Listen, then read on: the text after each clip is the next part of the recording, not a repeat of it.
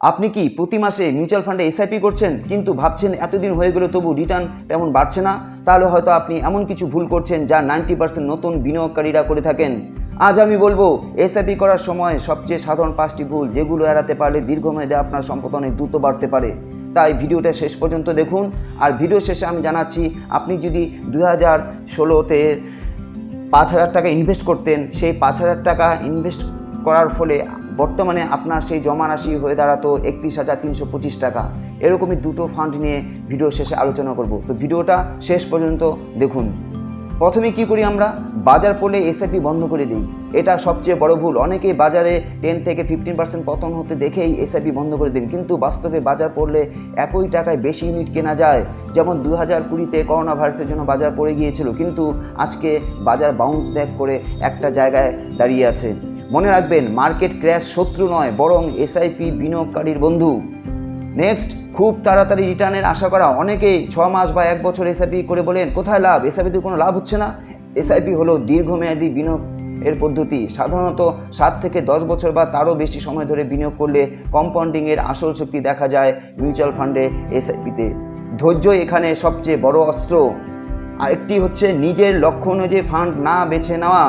বন্ধু যে ফান্ডে বিনিয়োগ করছে, আপনিও সেই এসআইপিতে বিনিয়োগ শুরু করলেন, এটা ঠিক নয়। আপনার লক্ষ্য যদি 15 বছরের হয়, তাহলে ফান্ড নির্বাচনও সেই লক্ষ্য অনুযায়ী হওয়া উচিত। সবার ঝুঁকি নেওয়ার ক্ষমতা এক নয়। এসআইপির পরিমাণ কখনো না বাড়ানো।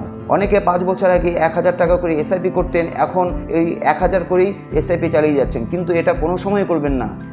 যদি আয় বাড়ে, তাহলে এসআইপিও ধীরে ধীরে আপনার বাড়ানো উচিত। প্রতি বছর 10 থেকে 15% এসআইপি বাড়ালে দীর্ঘমেয়াদে আপনার রিটার্নের পরিমাণটা অনেকটাই বাড়ে। বারবার আপনি আপনার পোর্টফোলিও দেখেন, কোনো সময়ে সেটাও করবেন না। একটু রিটার্ন কম হলে নতুন ফান্ডে চলে যাওয়া অনেকের অভ্যাস রয়েছে। ঘন ঘন ফান্ড বদলালে কম্পাউন্ডিংয়ের সুবিধা কম হয় এবং দীর্ঘমেয়াদী পরিকল্পনা আপনার নষ্ট হয়ে যেতে পারে। ভালো ফান্ড বেছে নিয়ে ধৈর্য ধরে বিনিয়োগ চালিয়ে যাওয়াই বেশি গুরুত্বপূর্ণ। এসআইপি সফল হতে গেলে শুধু টাকা বিনিয়োগ করলেই হবে না, সঠিক অভ্যাস গড়ে তুলতে হবে। মনে রাখবেন, বাজার পড়লে এসআইপি বন্ধ করবেন না, দীর্ঘমেয়াদী লক্ষ্য রাখুন। নিজের লক্ষ্য অনুযায়ী ফান্ড বেছে নিন। আয় বাড়লে এসআইপি বাড়ান, বারবার ফান্ড পরিবর্তন করবেন না। এই 5টি ভুল এড়াতে পারলে ভবিষ্যতে বড় সম্পদ গড়ে তোলার সম্ভাবনা অনেকটাই বাড়বে। তবে আপনাদের কাছে একটা রিকোয়েস্ট, আপনারা ভিডিওটা পুরোটা দেখেন কিন্তু কেউ সাবস্ক্রাইব করেন না। প্লিজ চ্যানেলটা সাবস্ক্রাইব করেন এবং সবার কাছে শেয়ার করেন। তবে আসছি সেই দুটো ফান্ড।